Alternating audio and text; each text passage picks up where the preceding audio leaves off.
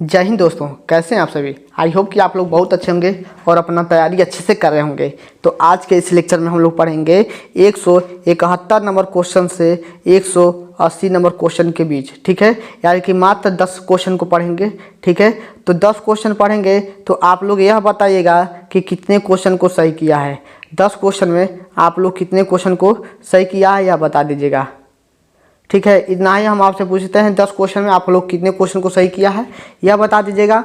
और थोड़ा सा एक काम और, सब्सक्राइब कर दीजिएगा, ठीक है। प्यारा प्यारा एक सब्सक्राइब कर दीजिएगा और कमेंट कर दीजिएगा। वह सब्सक्राइब प्लीज़ आपसे रिक्वेस्ट है कि सब्सक्राइब कर दीजिएगा। चलिए आज के क्वेश्चन की तरफ चलते हैं।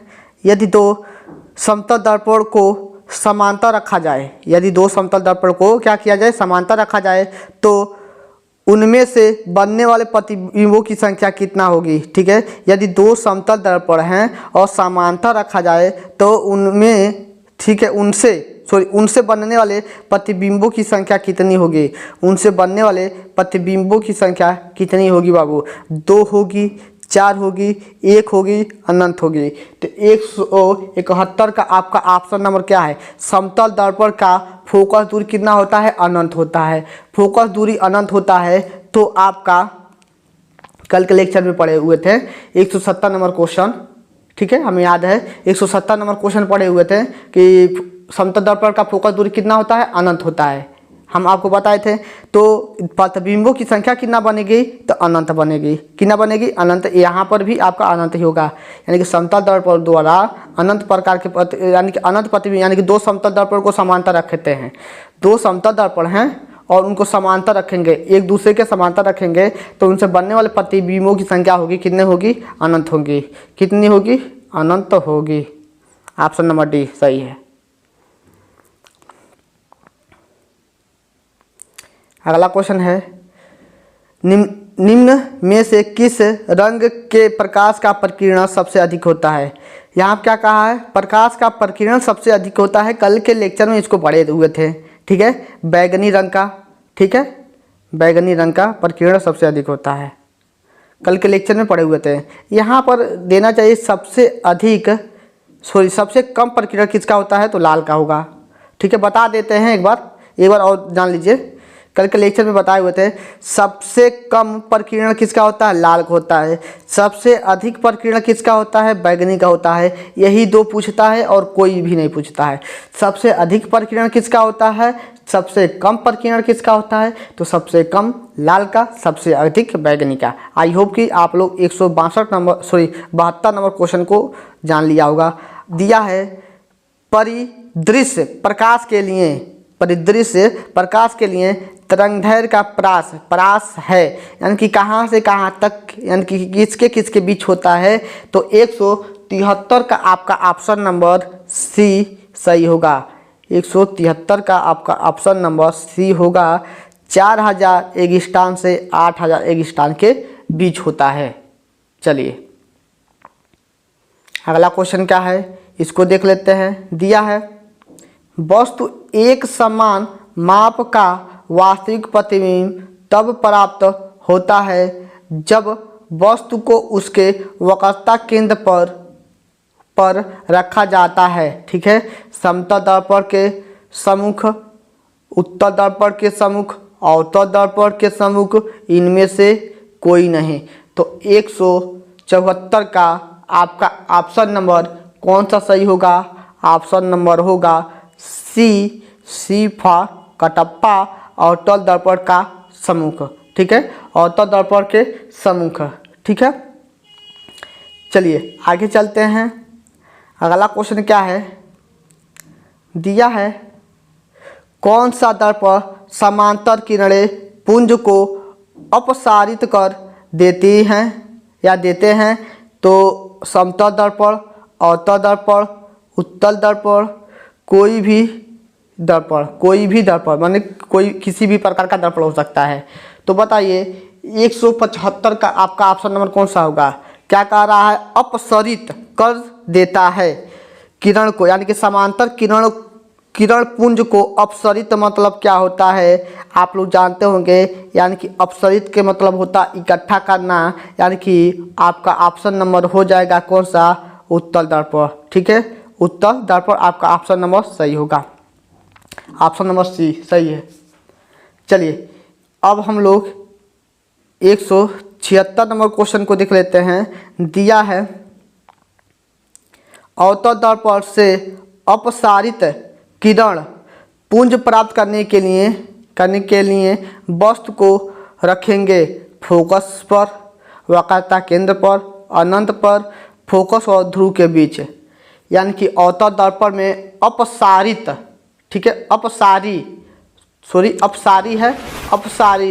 किरण पुंज प्राप्त करने के लिए, ठीक है, किरण पुंज प्राप्त करने के लिए वस्तु को रखेंगे फोकस पे, वक्रता केंद्र पे, अनंत पे, फोकस व ध्रुव के बीच। तो यह सब क्वेश्चन आप लोग क्लास 10th में अच्छे से पढ़े हुए हैं।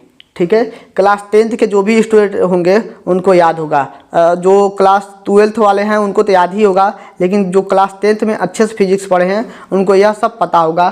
तो 176 का आपका ऑप्शन नंबर कौन सा होगा, ध्रुव और फोकस के बीच, ध्रुव और फोकस के बीच, ऑप्शन नंबर डी सही होगा।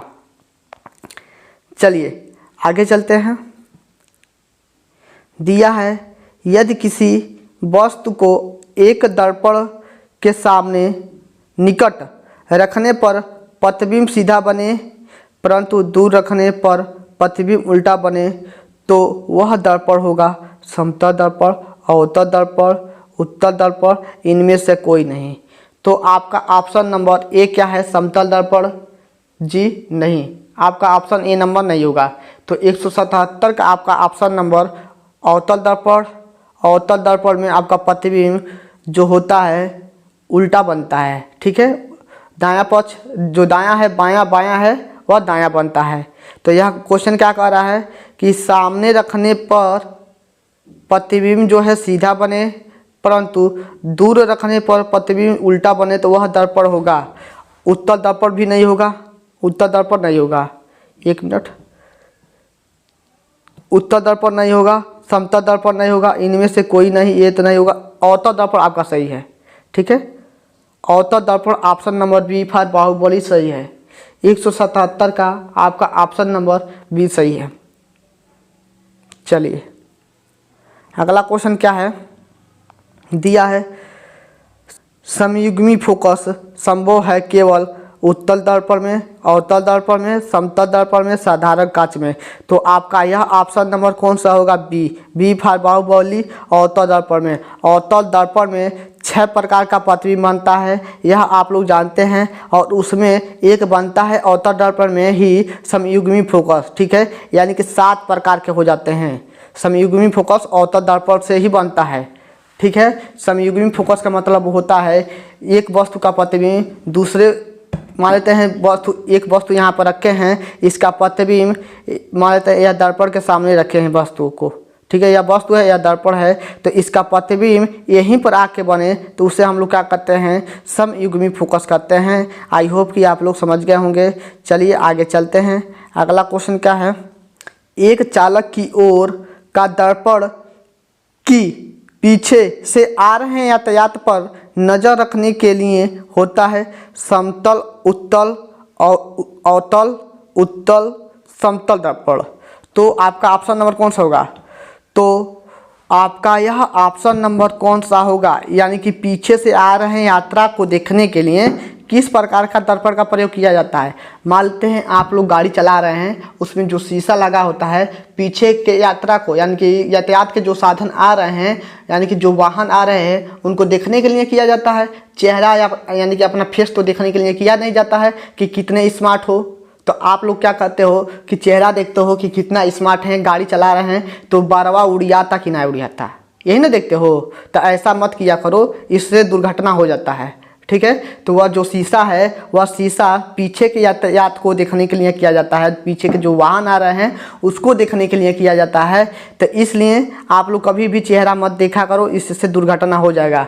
तो यानी कि वह कौन सा दर्पण होता है यही बताना है। तो पीछे के यातायात के साधन को देखने के लिए हम लोग क्या करते हैं, उत्तल, ठीक है, उत्तल दर्पण, ऑप्शन नंबर सी। ठीक है, उत्तल दर्पण का प्रयोग होता है, राइट है। आगे चलते हैं, सबसे आखिरी क्वेश्चन क्या दिया है। श्वेत प्रकाश में रंग होते हैं 3, 4, 5, 7। श्वेत रंग में कितने प्रकाश होते हैं? तो आपका ऑप्शन नंबर डी सही है, 7 प्रकार के रंग नहीं होते हैं। देखिए यह मेरा क्या है, फ्रिज में है, यह फ्रिज में है, यह फ्रिज में है। थोड़ा सा इधर बनाते हैं, यह क्या है मेरा, 1 मिनट, यह क्या है मेरा, फ्रिज में है। ठीक है, और जब श्वेत प्रकाश की किरण यहाँ से डालते हैं, यहाँ से डालते हैं तो फ्रिज में से टकराती है। फ्रिज में से टकराने के बाद से जब फ्रिज में से निकलती है तो 7 रंगों में विभाजित हो जाती है। 1, 2, 3, 4, 5, मान लेते यहाँ पर 6 हो गया और इसके नीचे 7। तो इसका जो ट्रिक है, वहनी आह पिनाला, लिखा नहीं पाएगा इसलिए बोल दे रहे हैं, वहनी आह पिनाला। आप लोग याद रखे रहिएगा, इसका ट्रिक है वहनी आह पिनाला। ठीक है, तो कितने प्रकार के प्रतिबिंब बनते हैं श्वेत प्रकाश में? तो श्वेत प्रकाश के रंग में जो प्रकाश के रंग होते हैं उसमें 7 प्रकार के रंग बनेंगे। कितने प्रकार के? 7। ऑप्शन नंबर डी आपका सही था, 7 प्रकार के कलर निकलते हैं श्वेत प्रकाश से। आई होप कि आप लोग को 10 क्वेश्चन अच्छे से समझ में आया होगा। तो मेरे प्यारे भाइयों, आप लोग क्या कीजिए, बस इतना कमेंट करिए कि 10 क्वेश्चन में आपका कितना क्वेश्चन सही हुआ है। ठीक है, तो आज के लिए बस इतना ही क्वेश्चन को रहने देते हैं, और यदि वीडियो पसंद आया हो तो सब्सक्राइब कर दीजिएगा। बस इतना सा और बात कहेंगे, सब्सक्राइब कर दीजिएगा, ताकि आपके सब्सक्राइब करने से ही हम बहुत ज़्यादा खुश हो जाते हैं, हमें बहुत ज़्यादा मोटिवेट मिलता है, बहुत अच्छा लगता है सब्सक्राइब आप लोग करते हैं तो। और अधिक से अधिक हम क्या करते हैं, आपको ठोस कंसेप्ट के साथ वीडियो देने का कोशिश करते हैं। तो मेरे प्यारे भाइयों, यदि आपको वीडियो पसंद आया हो तो आप लोग अपने दोस्तों में शेयर कर दीजिएगा और सब्सक्राइब कर दीजिएगा। प्लीज़ आपसे यही रिक्वेस्ट है। ओके बाय, जय हिंद साथियों।